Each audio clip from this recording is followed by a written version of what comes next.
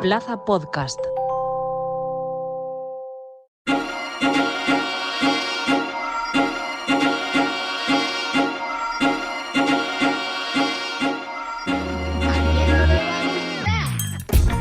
En efecto, la Plaza de las Letras, cuarta temporada. 4 años aguantando a Javier Arandes y a Mamen Montsoriu. Hola, queridos. Hola, pero ¿qué ha pasado aquí? Aguantándonos todos a todos y la mar de bien. Bienvenidos. Sí, pero Aitor empezaba, pues, yo qué sé, con un poco de elogio de sus compañeros. Y En efecto. En efecto. Estoy harto, en efecto estoy harto. Ya os lo confirmo ya, esta temporada igual es la última. Estoy cansado de la vida. Bueno, no sé si era la última o no, pero novedades trae. Novedades trae. Bueno, hay que decir... empezamos con la mala noticia. Hay que decir que 2 o 3 días antes de arrancar casi cerramos el programa. Eso sucedió. Casi. Sí. Y la verdad es que para volver hemos tenido que hacer cambios. No somos más, pero somos mejores. Bueno, somos más. Somos más porque... hola. Bueno. Somos más porque ahora nos veis en vídeo. Lo siento, ¿vale? Mamen es bien bonita, Javier es un zorro plateado y yo hago lo que puedo, ¿vale? Y es mejor que no veáis a David, que es el que está detrás de las cámaras, porque él se pasa el día diciendo que está bueno porque alguien se lo tiene que decir. Pero efectivamente esto es la Plaza de las Letras y trae novedades. Para empezar, no more classics. Para seguir, no more reseñas. Para seguir, Javier ya no nos va a dar la turra con cosas para contar mejor.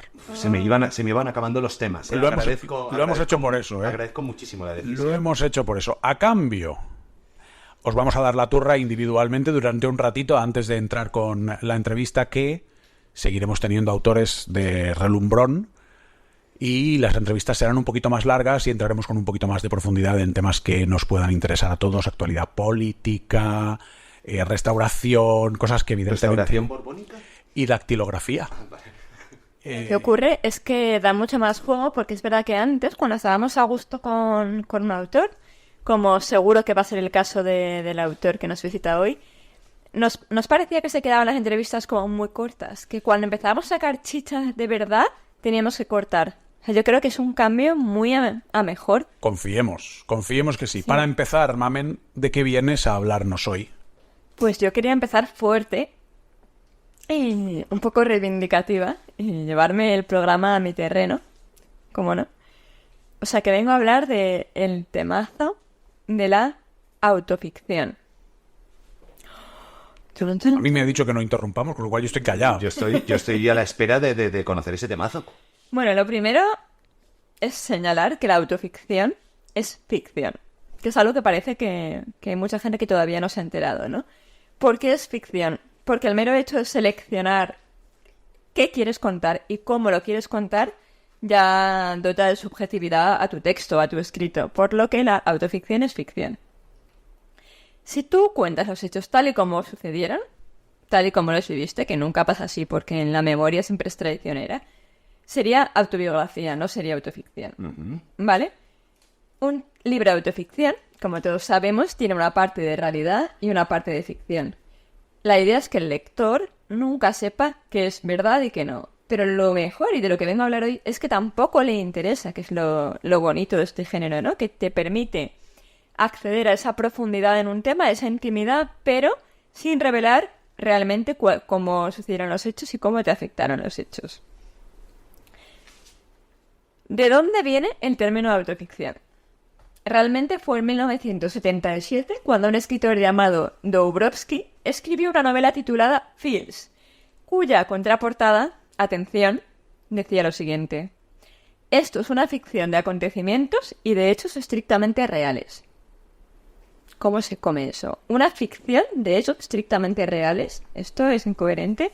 Pues no era incoherente, y si queréis saber por qué, hay que leer la novela.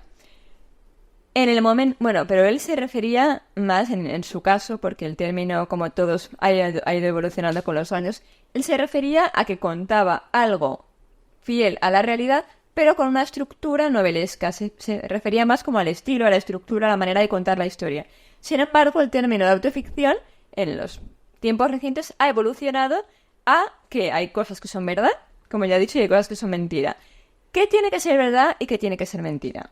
Primero voy a decir lo que la definición indica, que eso no quiere decir que sea lo que se está haciendo, como siempre. Lo que la definición indica es que el personaje tiene que coincidir con el autor. La Divina Comedia es autoficción. La poesía confesional, la poesía lírica es autoficción. El adversario de Manuel Carrer es autoficción. A Sangre Fría de Truman Capote es autoficción. ¿Vale? En teoría, el personaje tiene que ser exactamente como es el autor.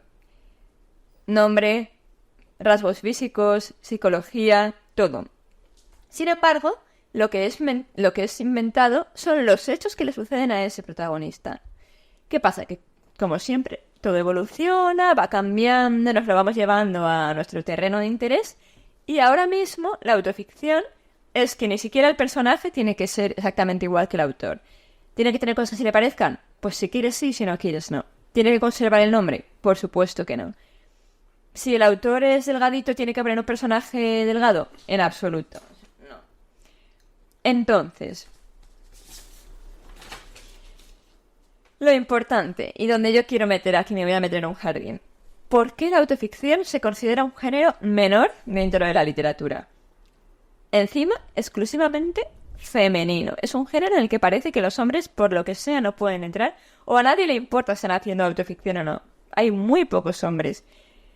Y, bueno, voy a poner un ejemplo, ¿no? Cuando... Esto lo hablaba con un periodista hace una semana, un periodista que conocemos. Da nombres. Si lo conocemos, da nombres. Luego, cuando a mí me hacen entrevistas, me preguntan frecuentemente si Justicia Poética es autoficción o no es autoficción, ¿no? Pues hace poco, como tenía confianza con ese periodista, le dije, ¿cuándo fue la última vez que le preguntaste eso a un hombre? No me supo contestar. Pero quizás por lo que escribís, ¿eh? Por el tipo de temas que se tratan. Aquí voy. Hay muchísimos hombres que tratan temas en los que sí que se inspiran en sí mismos, sin embargo a ellos no se les pregunta. ¿Por qué? Porque se ha establecido que la mujer no puede inventar, no puede crear y tiene que recurrir a sus propias experiencias, a sus propios traumitas para crear literatura. Yo no he visto a nadie que le pregunte a Julia Navarro si es autoficción. Y hemos dicho antes que no interrumpimos. Vale.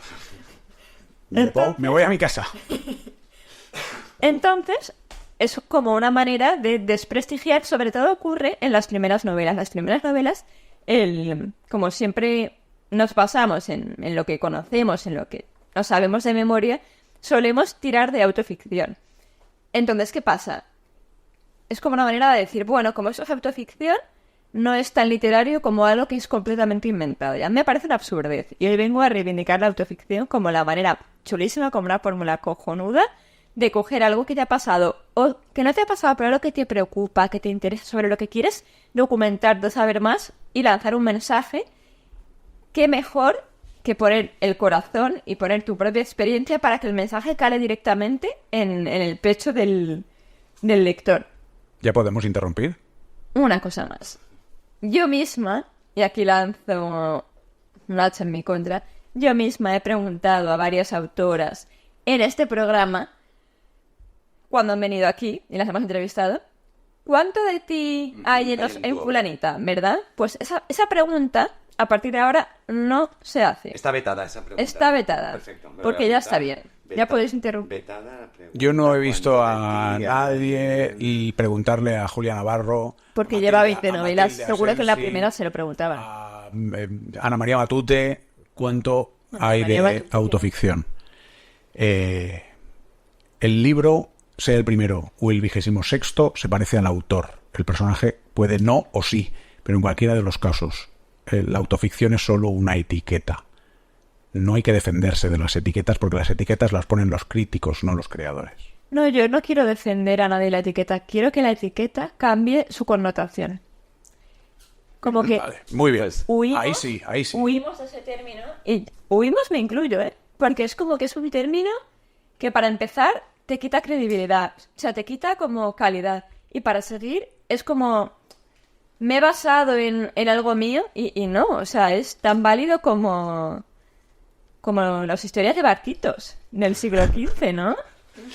No sé si hablaremos hoy de barquitos, pero yo os voy a hablar de los trabalenguas. Venga. Venga, Si os dale. parece bien, Hombre. si os parece, ya se ha acabado, mami, perdón, ¿eh? Sí, ya podemos. Por supuesto, he acabado. Si no, no te habría dejado hablar. Yo os voy a hablar de los trabalenguas y del papel que tienen en la lingüística. Y es Porque, que... claro, hemos cambiado los clásicos por esto, pero Aitor... Ah, no, yo voy a hablar yo voy a hablar de temas que aburren a la plebe, lo siento mucho. Pero Aitor no ha cambiado. No, yo sigo siendo el pesado de los libros de más de 2000 años y si no, no me interesan.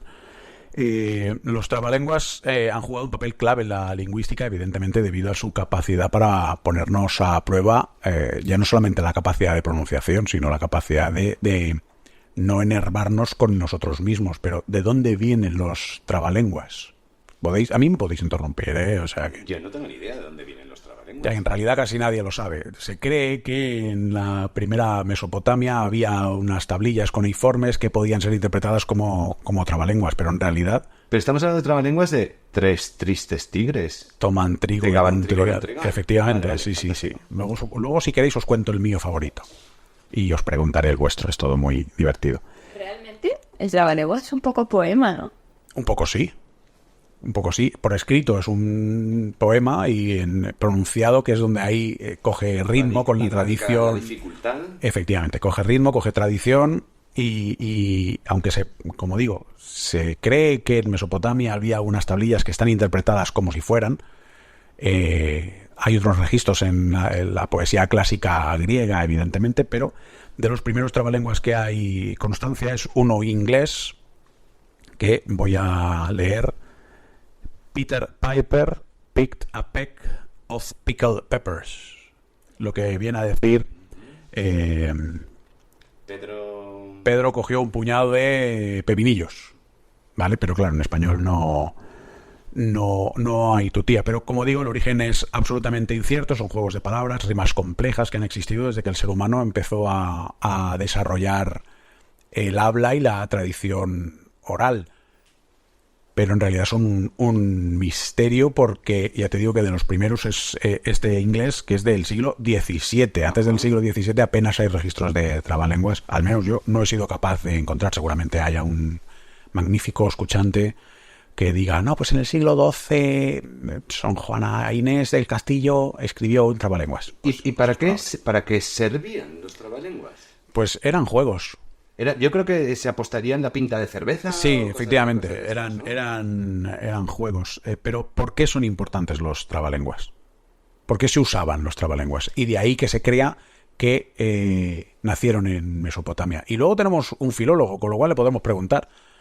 Son importantes porque en aquella época antigua los profesores los usaban para ayudar a la pronunciación de los alumnos. Vamos, una especie de logopedia, quizás. Efectivamente. Similar. No quiero ni pensar cómo era un trabalenguas en la lengua de Ur. No soy capaz. ¿Cuál es vuestro trabalenguas favorito? Y lo voy a hacer corto porque mamen con autoficción. Es que ahora mismo solo me acuerdo de los 3 tristes tigres. El cielo está enladrillado. ¿Quién lo desenladrillará? Yo tengo mi favorito. Que lo desenladrille.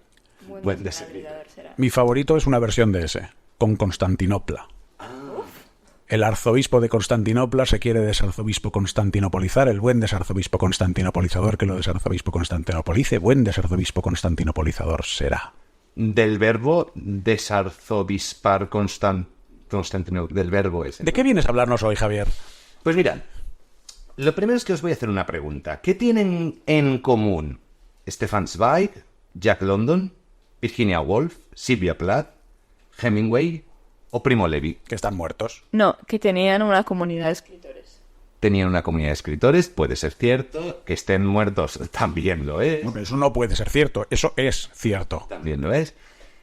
Lo que también les une es que todos ellos se suicidaron. Está demostrado que en la comunidad de ¿Vamos a poner personas... suicidio? Sí. Me parece un temazo. En la comunidad de personas que escriben, Yo necesito un whisky. el porcentaje de suicidios es muy superior al de la población en general. No quiero hablar tampoco de las causas ni de por qué, quiero hablar de uno de esos suicidios. El de John Kennedy Toole, el autor Este no me lo sé. de La conjura de los necios. John Kennedy Toole nació el 17 de diciembre de 1937 en Nueva Orleans. Ultra protegido por su madre, muy sobreprotegido, fue un magnífico estudiante que acabó como graduado superior en lengua inglesa en la Universidad de Columbia. Trabajó como profesor en varias instituciones académicas hasta que fue llamado a filas en 1961.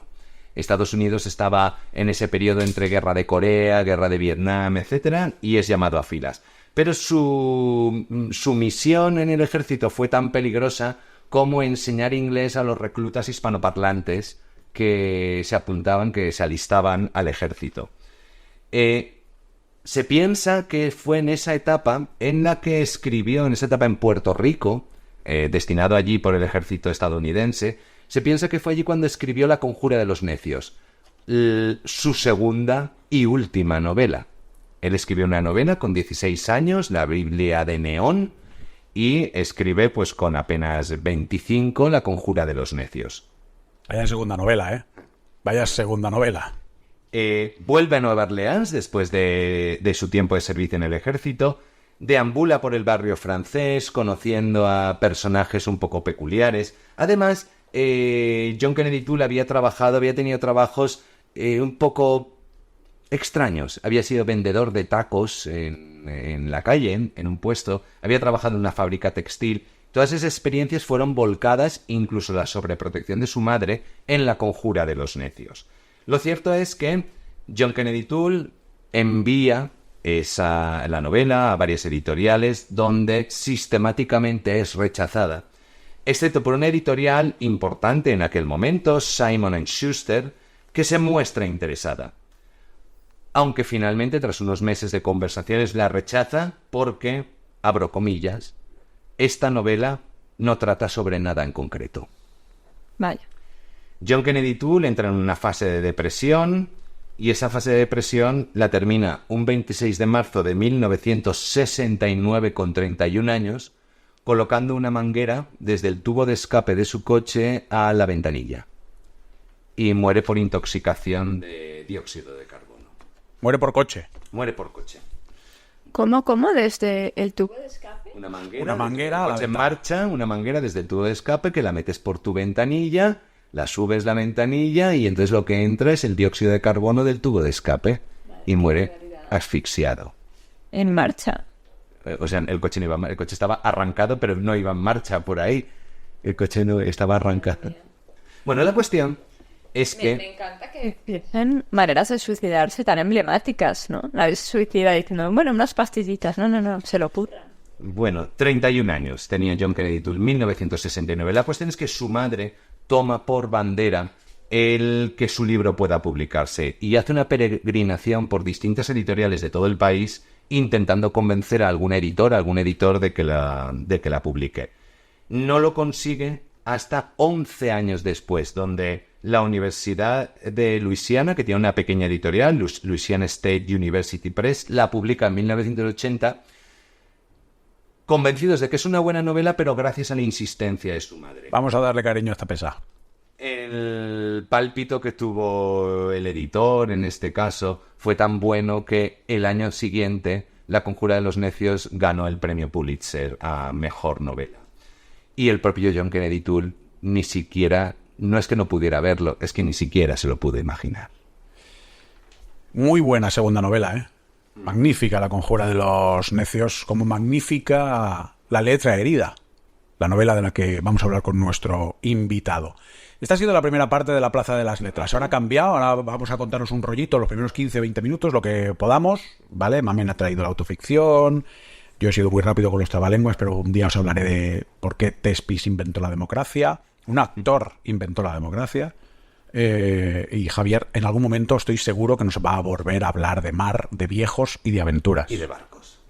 Sí, ¿verdad? Sí. ¿Confirmas? Que en el mar hay barcos. Confirmo. En el mar hay barcos, efectivamente, y otros muchos monstruos. Pero antes vamos a recibir, como se merece, en loor de multitudes con salvas de cañones y confeti, a Sergio Hernández. Se ha venido a este set improvisado en Alandes Home porque tenemos a bien que Javier Alandes nos haya prestado su domicilio para este improvisado set. Es algo meramente egoísta, es para no moverme yo. Bueno, tus motivos no los he puesto en tela de juicio, ni siquiera los he cuestionado, pero se ha venido a la casa de Javier, al estudio de la Plaza de las Letras, un tipo insultantemente joven, Sergio, gracias. Es que si sigo te voy a insultar más. ¿Cómo es posible que con 30 años seas una estrella? Bueno, ya me gustaría ser una estrella realmente. Pero aquí sentado en esta mesa también hay personas que con mi edad han hecho muchas cosas. Pero ya he empezado el programa diciendo que estoy hasta las narices de ellos. Ya está, llevo 4 años viéndolos. Pero bueno, Sergio Hernández acaba de publicar con Contraluz La letra herida, una novela, primero, que han editado de manera maravillosa, y segundo, que Su altura. nos lleva a la Valencia de hace 100 años para contarnos, Sergio, qué nos vamos a encontrar en La letra herida. Pues vamos a encontrar muchas cosas, pero sobre todo vamos a asistir al último año de construcción de la Estación del Norte, con todo lo que eso implica, ya que fue un año muy convulso, que en este caso, pues bueno, trato de representar a través de una serie de asesinatos sindicales y a través de una historia de amor prohibido protagonizada por Miguel y María, que, bueno, tienen mucho que contarnos. Asesinatos sindicales en la Valencia de la España de hace 100 años. Los sindicatos iban en pañales aún. Correcto, sí, son unos casi proto-sindicatos. Claro. Es cierto que tenemos la UGT, la CNT, pero de una manera muy, pues bueno, como tú dices, muy, muy primeriza, y eso incluso va a aparecer representado en la obra. Pero sin embargo la novela es una novela de amor. La novela es una novela de amor por encima de todo, porque yo creo que en la vida todo es amor. Qué gusto que alguien diga que todas las historias son historias de amor. Sergio, tú eres la prueba de que la generación del 94 es la mejor generación, la generación del éxito. Yo solamente a la que tú perteneces. A la que yo pertenezco. No es tu primer libro, ya has publicado anteriormente, bueno, has publicado otras novelas, también un guión, ¿correcto? O sea, bueno, sí. Además, los dos coincidimos en que hemos publicado con Ole Libros. Cuando quieras me cuentas tu experiencia, yo te cuento la... Fuera de micro. Yo te cuento siempre fuera de micro. Fuera de micro, por favor. ¿Cómo asumes el salto? O sea, está claro, ¿no? Yo... Bueno, pues hace unos meses he publicado mi primera novela, ya había publicado varios libros anteriormente, pero lo he vivido como si fuera el primer libro que publico. ¿Te ha pasado algo similar? Totalmente. Yo me he sentido muy virgen a la hora de escribir esta primera novela, porque yo creo que, para empezar, me he dado cuenta de que uno nunca está preparado para escribir una novela, y sobre todo su primera novela, ¿no? Es cierto que yo llevaba posponiéndolo durante muchos años, porque mi proceso creo que fue un proceso muy natural, que fue empezar con la poesía y el relato corto en la universidad, casi de una manera instintiva, muy impulsiva. Tenemos mucha... Sí, es que bueno, yo creo que es como el sentido más coherente, ¿no? Además, en nuestra generación me parece que la poesía o esta parte más lírica como que entroncó mucho quizá cuando teníamos 18 o 20 años, y cuando iba a dar ese salto a la novela es cuando apareció en mi vida el mundo del cómic y de la novela gráfica, que me vino de manera totalmente inesperada, pero que por suerte, pues bueno, me ha dado mucho en la vida. Y precisamente por estar más vinculado al mundo del cómic, poder publicar también en países como Francia e Italia, es cuando se ha ido posponiendo esto, pero bueno, afortunadamente encontré el tiempo y el valor, sobre todo. Bueno, pero Sergio, vamos a la letra herida. ¿De dónde nace la idea de ambientar una novela romántica en esa época de construcción de la Estación del Norte de Valencia? Pues fijaos, yo creo que a la hora de escribir mi primera novela, sobre todo tenía muy claro que quería de algún modo compaginar lo que es el thriller con la novela histórica y el amor, porque pienso que son 3 géneros ganadores y porque para mí era importante que fuese destinada a todos los públicos. No tienes ambición, ¿no? No, pues fíjate, se me fue un poco la olla. Ahora entre amigos lo puedo decir. Y buscando algo que fuese cercano, porque tenía claro que la quería ambientar en Valencia, era una deuda que tenía pendiente, un huequito por el que poder entrar, ¿no? Y vosotros me entenderéis, un espacio que permitiese fabular una historia en torno a la corrupción, en torno al amor. Me di cuenta de que el principio del siglo XX tiene muchos paralelismos con el principio del siglo XXI en Valencia, ¿no? Son, pues bueno, obras faraónicas, políticos de carácter mucho más déspota y sobre todo que ocultan, pues bueno, en este caso crímenes. Quiero pensar que en el siglo XXI aquí... Maletines. Exacto. Se resignifica, exacto. Son cadáveres económicos, por decirlo de alguna manera, ¿no? Y precisamente fue esta obsesión mía adolescente con la política valenciana y un poco con este carácter incluso más punk, por qué no decirlo, lo que me hizo encontrar muchas similitudes entre el principio del siglo XXI con el XX y decir, creo que aquí hay una historia que tenemos que contar y que incluso, a pesar de estar ambientada, como tú bien decías, Aitor, hace 100 años, nos va a ayudar a entender cómo somos los valencianos a día de hoy. ¿Cómo somos los valencianos? No lo pregunto, lo afirmo. ¿Cómo somos los valencianos, eh? Correcto.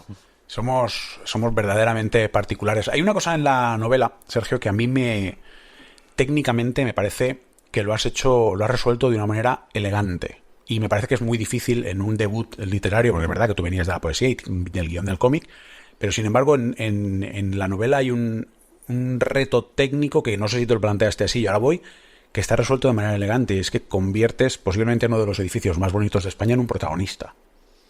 Bueno, creo que es una de esas cosas que te pasa casi por accidente, que no es buscada, porque creo que si hubiese sido buscada me habría puesto mucho más ansioso a la hora de escribir por querer utilizar la estación para contar realmente el espíritu popular que se vivía en la época. Me halaga que me lo digas porque creo que es uno de los mejores piropos que se puede decir de la novela, sobre todo al no estar buscado. Y en ese sentido también creo que fue un reto. Fue un reto porque al final la estación, en tanto que es un lugar muy masculino, con una masculinidad tóxica muy concreta y al final un lugar pues liderado, ¿no?, por déspotas, era un lugar difícil de retratar y en el que era muy fácil caer en el cliché. Es cierto que en algunos momentos se toca porque también me interesa, pero también me gustaba bucear ahí, ¿no?, para deconstruirlo y para contar al final algo de manera inesperada como pueda ser la historia de amor, ¿no?, que me parecía bonito que la gente entrase por el thriller y se terminase llevando a casa pues una historia de amor o de desamor. Habrá que leerla para descubrirlo. He leído, Sergio, en algunas entrevistas que tienes una relación especial con este edificio del que hablaba Aitor, que has conseguido que se convierta en un personaje. ¿Cuánto de ti hay en el protagonista? Que no... Pues ¿Es autoficción? Es una broma, la tenía es una preparada, broma. Bueno, eso, he leído que tienes una relación especial. Yo tengo una experiencia muy mala con una imagen que tengo grabada a fuego, igual que tú comentabas que tienes imágenes grabadas justamente en ese lugar y que por eso lo has querido elegir. Yo tengo una de las peores imágenes de mi vida grabada enfrente de la Estación del Norte y se me había olvidado completamente, o sea que he empezado a leer completamente. ¿Qué relación tienes tú? ¿Por qué lo elegiste?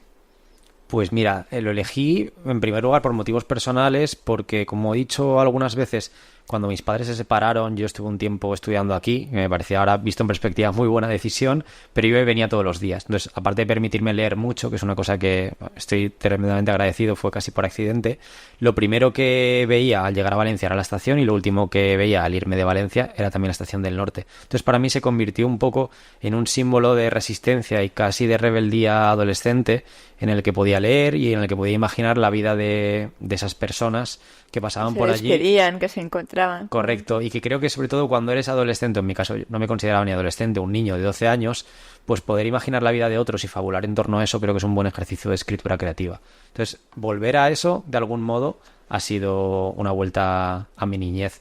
Y sumado a eso, pues porque yo creo que al final es un edificio que representa el modernismo en un sentido más artístico, pero también político, porque al final la novela habla de ese peaje, de ese dilema que tenemos que correr como valencianos si queremos estar a la altura de las grandes ciudades de no solamente de España, sino de Europa, y que por supuesto, ¿no?, conlleva sacrificios sociales, culturales y económicos. Hay una película que comienza con una frase que dice: cuando pierdo la fe en la humanidad, me voy a la terminal de salidas de llegadas del aeropuerto de Heathrow. Con la Estación del Norte a mí me pasaba algo parecido, ¿no? El llegar y ver gente que volvía con sus maletas, personas que les estaban esperando. Pero ahora que se ha convertido en una estación de cercanías, ya no ocurre eso. Viene gente pues con sus patinetes, con sus mochilas y demás. ¿Ha perdido encanto en los últimos tiempos la Estación del Norte? ¿Encanto emocional?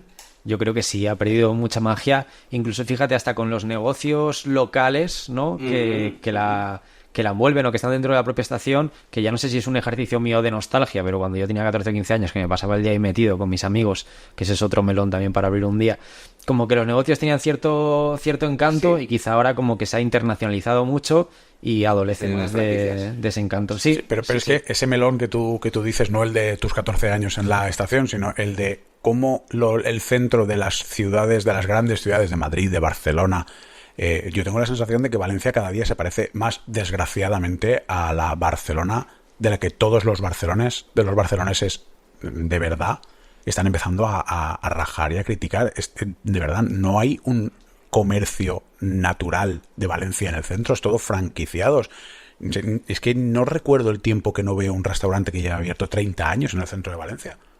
Sí, creo que, pues mira, es interesante entonces que la estación se quede como símbolo de resistencia identitaria, ¿no? De lo que es Valencia, porque lo que la envuelve, desde luego, no lo es. Desde luego, tu documentación para la construcción, te ha ayudado mucho que esté en permanentes obras la estación actualmente, ¿no? Y que parece que estemos buscando un tesoro enterrado por allí. Pero eso es Valencia entera, ¿eh?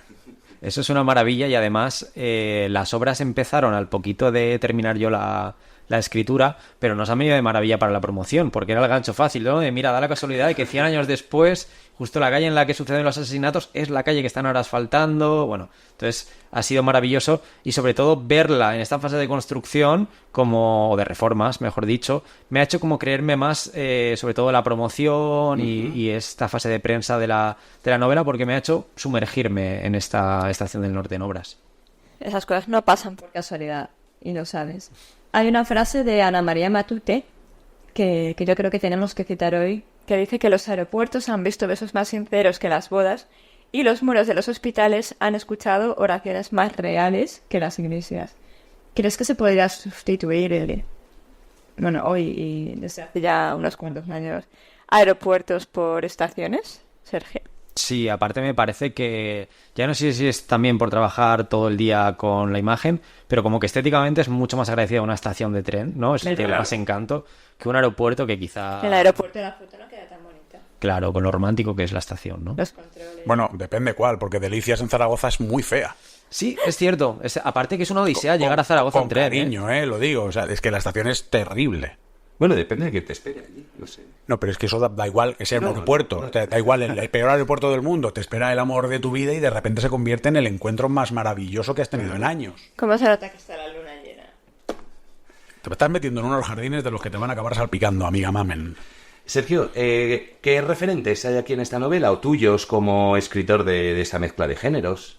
Pues mirad, yo es cierto que aunque ya de adulto he leído cosas muy distintas, como decía antes, mi primera novela yo consideraba que tenía que ser muy honesta a la hora de narrar, de esa voz narrativa que hubiese detrás. Entonces hice ese ejercicio de volver un poco a mis referentes de la adolescencia y siempre digo, y al final es innegable, ¿no? Como dice la propia frase de la novela que tú mismo Sí. has tenido a bien de firmar y tanto te agradezco, que la prosa de Falcones y de Ruiz Zafón de algún modo está presente en la voz de Miguel y del narrador, porque de algún modo es así. Yo siempre he pensado que un buen narrador tiene que ser un narrador lírico, íntimo y que susurre al lector al oído.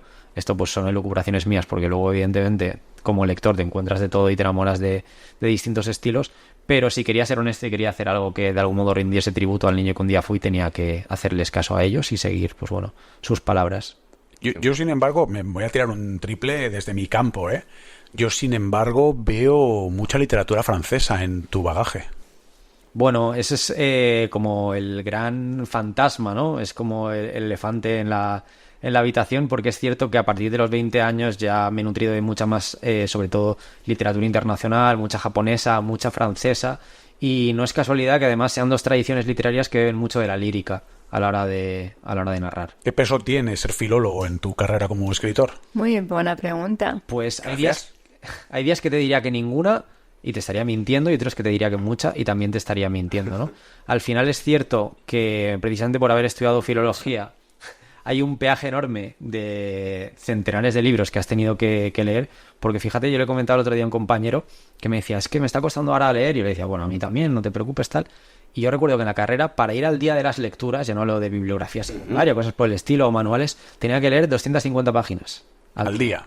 Entonces eso Para hacía- empatar. Claro. para llegar a las lecturas obligatorias, porque igual había un trimestre que me tenía que leer El Quijote, La Regenta y La Celestina. Maravilloso. Son tres libros soberbios, ¿eh? Sí, sí, pero a lo mejor el trimestre que no sueña con ese trimestre. Correcto. ¿Verdad? También te digo que... Aitor. El trimestre de Yo es que he tenido un trimestre así, entonces sé lo que es. Sí, sí, era una locura. Entonces, yo creo que todo esto hace un imaginario que es cierto que por haber llevado la carrera al día y haberme esforzado mucho, pues quizá no he podido materializar todas esas obras en mi cabeza como me hubiese gustado leérmelas con 6 meses o 9 en vez de 3, Claro. pero de algún modo están ahí, ¿no? Y fíjate que yo siempre digo una cosa, que es que yo me apunté a filología pensando que iba a aprender a escribir, ¿no? Lo que quizá decimos todos. Y me enseñaron una cosa más importante, que es A leer. me enseñaron a leer. Te enseñaron. Y eso es algo realmente inolvidable y que llevo conmigo haga la disciplina artística que haga. O sea, da igual que esté frente al Sergio, escritor de narrativa, de cómic, de cine, de publicidad, que ese Sergio que ha aprendido en la universidad, para mí es más valioso que cualquier otra cosa. Me encanta. Sergio, te voy a hacer una pregunta desde el punto de vista de librera, desde un punto de vista como más comercial, ¿vale? Esto es tirarme piedras a mí misma totalmente. Bueno, recibo un lector, una lectora que me dice que quiere leer una novela, que le gustaría leer una novela ambientada en la ciudad. Y yo le digo, bueno, pues mira esta novela que ha escrito Sergio, que tiene una carrera extraordinaria, que tiene 30 años. Y me dicen, 30 años. Sobre estos temas. Uy. ¿Qué le dirías tú a esa persona? Pues es una excelente pregunta. Fíjate que yo me suelo preparar las respuestas, pero para esto no sabría darte una respuesta concreta. Yo creo que quizá habría que ver, que es un ejercicio que a veces hago, la edad a la que algunos escritores escribieron sus mejores obras. Yo creo que esta obra, el día que ya no esté, no será recordada como mi mejor obra, porque espero escribir obras mucho mejores y siempre tengo la ambición de escribir mejor, más y distinto, pero me parece que al final, si analizamos a los grandes escritores de la historia, que no es que lo utilice por meterme entre ellos, ojalá que más quisiera yo, ¿no? Pero al final es cierto que una buena historia contada con el corazón y de manera honesta, al corazón del lector, no entiende de edades. Eso estoy completamente de acuerdo, pero quiero ir un pasito más allá. ¿Qué puedes aportar tú? O sea, como acabas, no acabas de llegar, pero como que acabas de sacar la obra la obra maestra hasta el momento, ¿no? Por lo menos hasta el momento. Por supuesto, seguro que van a venir mejores. ¿Qué crees que has aportado al mundo literario? Bueno, ¿Cuál es tu- la verdad es que es una pregunta de mucha responsabilidad, ¿no? Te pongo un ejemplo. Carmen Amoraga acaba de publicar La memoria en 100 y ella dice que aporta cotidianidad, historias que son universales. Como que hay gente que busca historias extraordinarias y hay gente que busca lo cotidiano. Milena Gustitz, que a mí me gusta mucho lo mismo. Se va a los temas que ella dice que son temas pequeños, pero que si lo cuentas con maestría, con un poquito de ingenio, pues al lector le puede resultar muy atractivo y muy enriquecedor. ¿Qué crees que aportas tú? ¿Cuáles crees que son tus virtudes como escritor? Pues mira, Para quien no te conozca todavía. claro, yo creo que si hablamos sobre todo de esta obra, es una obra que en presentaciones y prensa se cataloga como romántica, en tanto que habla de amor, pero cuando yo digo que es una novela romántica no quiero hacer alusión al amor, sino al deseo. Creo que es una novela que habla Mira sobre qué todo bien. del deseo. Y me parece que los personajes de esta obra, o mis personajes en general, son personajes que, como diría Alessandro Barico, se mueven entre esa fina línea entre lo que somos y lo que queremos ser en realidad. Me parece que eso es algo en lo que nos podemos ver todos reflejados, que es una pulsión casi inconsciente, y en ese sentido es lo que más me interesa como autor. O sea, que yo diría que de cara a un lector que esté dubitativo de si adentrarse en esta obra o no, pues le invitaría a repasar la lista de deseos mentales que tiene y de hacer esa reflexión entre la parte del deseo, que quizá es el consciente, y la parte de la necesidad, ¿no? Que es la parte inconsciente. A mí me has convencido. Rodeado de escritores como estoy, se me ocurre preguntaros a los tres. ¿Y no os vale solo con entretener? No con entretener, con hacer disfrutar. Bueno, Que son vale, dos perfecto. conceptos, Ponle, pero sí. ponle los adjetivos que quieras. Sí. ¿Y no os vale solo con que alguien se gaste 20 o 25 pavos en vuestros libros y cuando acabe diga, oh, joder, qué buen rato? ¿No os vale con eso? A mí siempre me ha valido con eso. O sea, lo demás... Que mi objetivo no es tanto entretener, porque yo no escribo cosas chulas o divertidas, ¿no? Sino hacer pensar.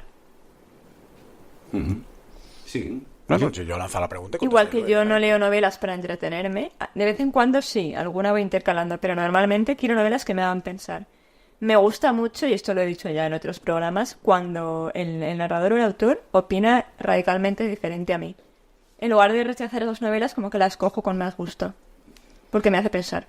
Sergio. No ha contestado, Sergio. Sergio no ha contestado. Nada, muy rápido. Yo creo que esta es la primera obra que he escrito con la voluntad de entretener y donde he metido tramas, personajes, incluso deseos y dolores que lo que buscan precisamente es que el lector se aferre a la novela durante 10 páginas más y que pasadas esas 10 páginas encuentre otro pulso dramático que le diga, pues venga, otras 10 más y otras 10 más, y termine llamándome, si es amigo, familiar, lo que sea, diciéndome, oye, que me he leído las últimas 100 páginas del libro de tirón. Claro. Una pregunta, perdón. Venga. Sergio, ¿somos esclavos de nuestros deseos? Sí, por supuesto, lo sepamos o no. Y seamos conscientes de los deseos que tenemos o no, porque muchas veces deseamos cosas que ni siquiera somos conscientes que deseamos. Sí. Yo creo que sí. Y qué profundo todo. Es que son jóvenes, Javier, es que son jóvenes. Son jóvenes e intensos. ¿Cómo saben ser joven. que lo lo deseas de verdad y no es un capricho? Bueno, esa es buena pregunta.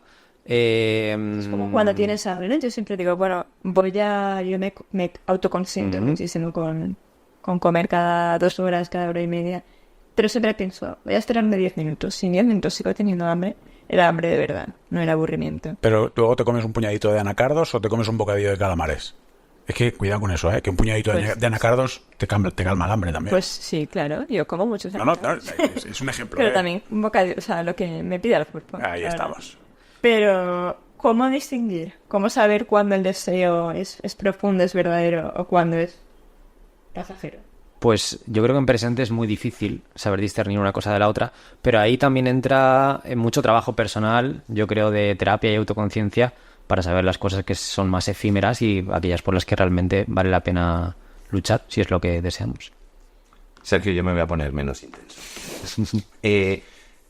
Publicas con editorial de Nacional, con Contraluz, una edición maravillosa, una apuesta de la editorial que podemos encontrar en todas las librerías, que está teniendo muy buen recibimiento por parte del público, por parte de la crítica. ¡Wow! Y ahora, lo siguiente, ¿qué? Tiene que ser mejor. Y lo va a ser. Me encanta. Wow. O sea, yo que vivo dentro de mi síndrome del impostor de nunca voy a escribir nada mejor y tal, alguien me acaba de callar la boca por completo. Son jóvenes, Javier. ¿Ya? Son Yo que jóvenes. vivo yo no voy a ser capaz de escribir algo mejor que esto que he escrito. Es gracioso porque nosotros, después de este programa, esto no se debería contar, vamos a grabar otro. Y el tema que he traído para hablar es la segunda novela. Ajá. Porque he estado muchos meses muy preocupada y pensé que no me pasaría nunca, ¿eh? De hecho, me lo preguntaba una vez y dije, no, es... Tradicionalmente, los segundos discos de un grupo son peores que los primeros. Sí, ¿no? Y me Tradicionalmente. parece muy difícil. Mi segunda novela puede ser una de las peores novelas en lengua castellana de los últimos 30 años. Siempre lo dices, pero bueno, luego está Kennedy para darnos esperanza. Sí, pero John Kennedy Toole es una excepción brillante en un mar de... Y yo espero no O sea, que es la excepción que confirma la regla de que va a ser peor, ¿no? Tú de momento los 31 ya los has pasado, Javier. Pero me encanta Y la segunda que novela digas que va a también. ser mejor, porque yo creo que esa es la actitud, ¿no? Decir, bueno, aquí te doy el caramelito, pero espérate. Sergio, has dicho antes que te pasas las horas dedicado profesionalmente al mundo de la imagen. Quien te quiera buscar y a qué te dedicas, que lo haga.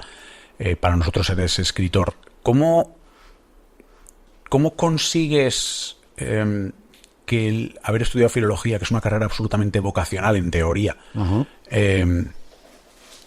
no se haya convertido en una obsesión? Y te lo pregunto porque casi todos los filólogos que conozco están más para allá que para acá. Yo creo que es porque nunca me la he tomado demasiado en serio, la carrera, y a lo que representaba. Porque en mi generación no abundaba la gente que tenía afán por escribir, y yo recuerdo cuando me ponía a leer manuales inmensos acerca de símbolos, de lo que realmente significaban muchas de las obras, y sobre todo del concepto de filología como pilar académico, y yo había veces que pensaba, es que esto no hay quien se lo pueda tomar en serio porque es no voy a decir un negocio, pero es un lobby académico montado en torno a las obsesiones individuales de una persona, de cada autor o autora. Entonces siempre me lo he tomado como con mucha ligereza y lo que me he tomado en serio ha sido a los autores más que a las obras que estudiaban los autores. Entonces eso me ha permitido llevarlo de una forma muy liviana, digamos. Pero sí, la gente se ha quedado un poco cucú, ¿eh? Sí, No todos. es una carrera intensita, ¿eh? Sí. Una carrera intensita. Si tuvieras que definir y contestar a la pregunta más manida de todos los tiempos, que se puede separar el autor de la obra, ¿qué dirías? Dependiendo para qué. ¿Te podrías leer y apreciar la obra de un autor despreciable como ser humano? Yo sí. pero si hiciese un análisis narratológico, es decir, que tuviese en cuenta solo cuestiones que tuviesen que ver con la voz narrativa, los tiempos verbales, la caracterización de los personajes. Ahora bien, si lo que quisiera hacer es un análisis mucho más a fondo de la obra, poniéndola en contexto y entendiendo cuál es el germen y cuál es la intención que hay detrás, por supuesto tengo que tener en cuenta el autor. Pero creo que si queremos hacer un análisis más filológico y con mucha más gafas de pasta de lo normal, sí que se puede separar y además se debe, porque al final creo que son análisis distintos. Bueno, hay un autor, perdón. No, por favor, dale. Que abandonó a su hija discapacitada con hidrocefalia, a su mujer, y se fugó con su amante, que yo creo que vive idolatrado muchos años después de su muerte. No sé quién es. Y sabemos separar al autor de su obra. ¿Quién es? Escribió 20 poemas de amor y una canción desesperada. Se llama Pablo Neruda. Y alguna barbaridad más hizo por ahí. Una barbaridad más. Un poquito overrated. Y ahora yo me genero todos los enemigos que queráis. Un poquito overrated. Define overrated. No. Aitor, esa es una pregunta a la que yo cada 2 meses cambio la respuesta. Bueno, no hay nada más humano en el mundo que contradecirse, mamen. Sí, pero justo es que esa pregunta siempre la tengo muy clara hacia un sentido o hacia el otro, porque sí que es cierto que cuando a mí me gusta mucho una obra, lo primero que hago es antes de terminarla, incluso ya cuando estoy en la cama con el móvil, lo primero que hago es ponerme a buscar información sobre la persona que hay detrás. A mí me interesa muchísimo cómo se suicidó, qué hizo, cómo le influyó tener hijos o no tener hijos, que su mujer lo dejara por otro. Me llama muchísimo la atención. Entonces yo decía, bueno, como luego esta persona sea una mala persona, se me va a romper el corazón, ¿no? O sea, se me va a caer la obra. Sin embargo, hoy te diría que se puede separar. Pero Bueno, te lo preguntaré en el próximo programa. la verdad es que la mayoría de las veces veces... problema. O sea, Que es muy buen tío y muy buen escritor. yo No hay creo que ningún no se problema. puede separar. Yo creo. Pero hoy, por ejemplo, te diría que sí. Yo creo que sí se puede separar, porque hay una cosa que todos decimos cuando conocemos a alguien del que hemos consumido un libro o un disco, y ¿es muy buen tío o es un gilipollas? Sí, yo creo Y que... sin embargo la obra te la comes, ¿eh? Sí, yo creo que o lo subes o lo bajas definitivamente. Y no pasa nada, pero evidentemente si hablamos de un análisis narratológico, filológico y demás, es otra historia. Claro. Oye, yo me he metido en un jardín hablando de los trabalenguas cuando tenía un filólogo mirándome. ¿Cuál es tu trabalenguas favorito, Sergio? Pues me he reído mucho porque es una variante del que has dicho tú. Si es que al final somos muy simples los valencianos, en realidad. Sí, a ver, me hace mucha ilusión esto porque con 5 años gané un concurso del colegio de leer trabalenguas. ¡Viva! Sí, He traído el temazo del año. Sí. Estamos ante de jóvenes precoces. porque yo recuerdo que nos dieron un librito para leer que mezclaba poesía, creo que lo que has comentado tú, ¿no, Javier? O tú también, que tenía mucho que ver con la poesía también. Y era un librito muy pequeñito de 5 o 6 páginas que mezclaban pues poemas de Gloria Fuertes, de Lorca, de Miguel Hernández, con trabalenguas de la cultura popular. Y como mi padre era muy pesado con la poesía, pues ese librito me entró. Y el trabalenguas era, decía, el arzobispo de Constantinopla, este arzobispo constantinopolitanizado. ¡Ojo! El desarzobispo constantinopolitanizador, que lo desarzobispo constantinopolitanice, buen desarzobispo constantinopolitanizador será. Ese ya es de Super Saiyan, el mío es de... Bueno, Me pero mareo, me pero mareo. Cambia muy poquito, Cambia muy realmente. poquito, pero son 3 sílabas más el tuyo, ¿eh? Cuidado, y lo complica. Sí. Yo voy a abusar de que eres filólogo, ¿eh? ¿Cuál es tu figura literaria favorita? Uf, yo la metáfora, soy muy sencillo para eso. No soy de ser muy rocambolesco, la verdad. Y luego la sinestesia es una cosa que siempre me ha gustado mucho, aunque luego a la hora de escribir como que tampoco se presta a hacerlo de manera muy recurrente.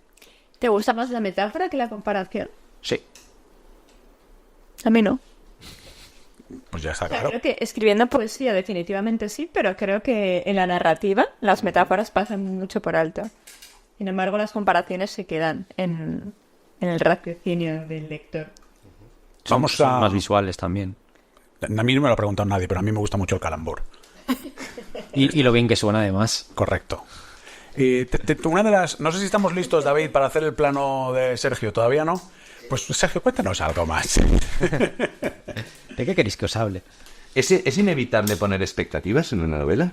Sí, yo creo que En sí. su funcionamiento, en la recepción por parte del público, ¿es inevitable? Sí, además fíjate que yo llegué a esta novela como autor, me sentía muy fuerte antes de que se publicase, sobre todo por la trayectoria que tenía en el mundo del cómic, etcétera.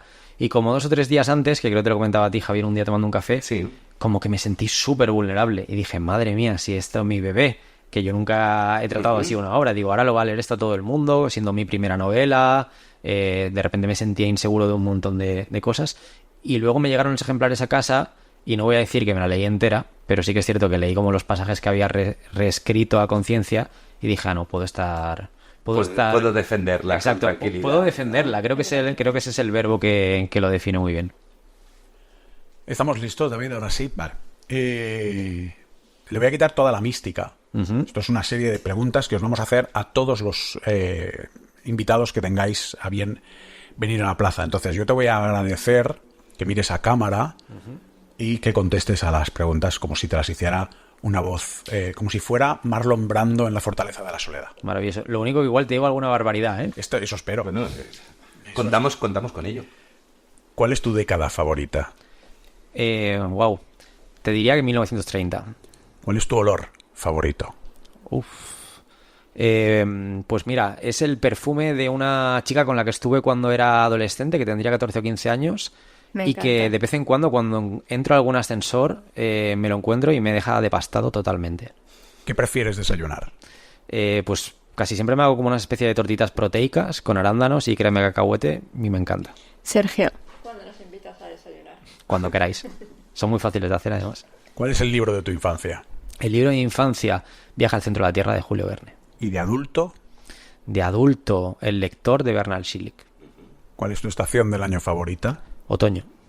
¿Cuál es tu bocadillo favorito? Qué buena. Bueno, voy a tirar de clásico porque creo que nunca falla: jamón serrano con un poco de quesito y sobre todo tomate restregado. ¿Destino favorito para irte de vacaciones? Pues me gustaría ir en 2025 a Japón, que es mi país favorito, y lo es sin que haya ido todavía, o sea que imagínate. ¿Cuál es tu hora del día favorita? Soy mucho de... O sea, tengo fetichismo con las horas estas que se repiten, tipo las 12 y 12... Horas espejo de estas. Horas espejo, sí. Y últimamente me coincide mucho que miro el móvil y son las 22 y 22. Así que me quedo con eso. ¿Cuál es la persona favorita para ver en la presentación de tu novela? ¿En esta o en las siguientes? Mis padres. ¿Y cuál es la persona favorita para irte después de la presentación de la novela para tomarte algo? Pues en este caso mis amigos, que además es con quien lo hice. Sergio Hernández, bienvenido a la Plaza de las Letras. Vuelve cuando quieras. Muchísimas gracias. Gracias a vosotros, ha sido un placer. Pues este ha sido el primer programa de la cuarta temporada de la Plaza de las Letras con Sergio Hernández, que es un placer a todos los niveles porque es hasta guapo, ya lo habéis visto. Conmigo han estado Mamen Monsauri, muchísimas gracias. Gracias. Y también Javier Arandes. Me encanta ese nuevo formato y vamos a ir mejorándolo y rodándolo. ¿Verdad? Bueno, claro. Si no, sería terrible. Yo he sido Aitor Pilón de Miguel. Muchísimas gracias a todos. También a David, que se ocupa de la técnica videográfica, y a la maravillosa gente de Plaza Podcast, que nos hace la vida más fácil. Ha sido un placer. Volvemos pronto.